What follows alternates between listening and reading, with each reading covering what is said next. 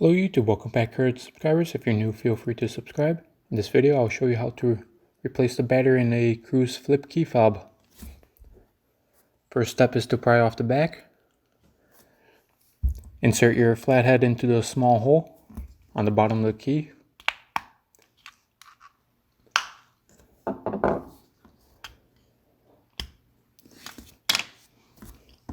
Now once the back is off, remove the battery.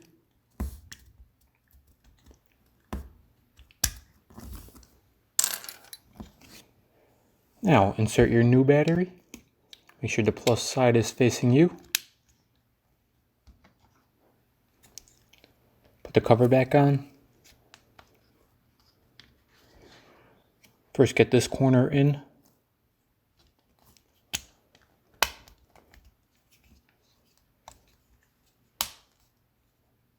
Alright, and it's on.